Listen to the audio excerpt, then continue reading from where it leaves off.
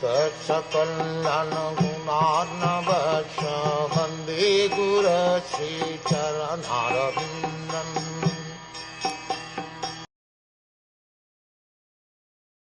This is the divinity of the personality of Godhead. He is not affected by the qualities of material nature, even though he is in contact with them. Similarly, the devotees who have taken shelter of the Lord do not become influenced by the material qualities. In the Vedas and Vedic literatures, Shruti and Smriti, it is affirmed that in the divinity there is nothing material. He is transcendental, nirgun only, the supreme cognizant.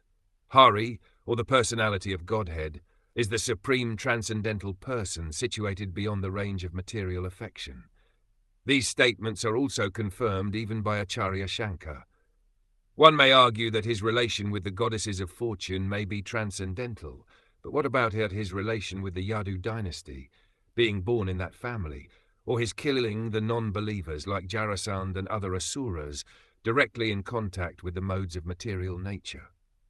The answer is that the divinity of the personality of Godhead is never in contact with the qualities of material nature in any circumstances. Actually, he is in contact with such qualities because he is the ultimate source of everything, yet he is above the actions of such qualities. He is known, therefore, as Yogeshvar, or the master of mystic power, or in other words, the all-powerful. Even his learned devotees are not affected by the influence of the material modes.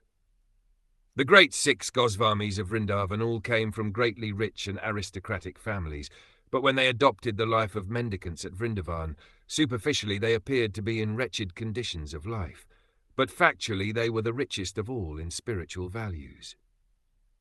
Such Maha-Bhagavats, or first-grade devotees, although moving amongst men, are not contaminated by honor or insult, hunger or satisfaction, sleep or wakefulness, which are all resultant actions of the 3 modes of material nature.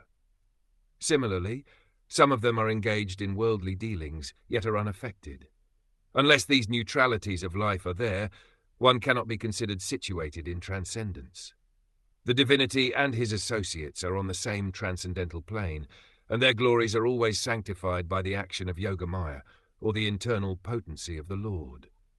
The devotees of the Lord are always transcendental, even if they are sometimes found to have fallen in their behavior. The Lord emphatically declares in the Bhagavad Gita that even if an unalloyed devotee is found to be fallen due to a previous material contamination, he is nevertheless to be accepted as fully transcendental because of his being engaged 100% in the devotional service of the Lord. The Lord protects him always because of his rendering service unto him, and the fallen conditions are to be considered accidental and temporary. They will vanish in no time.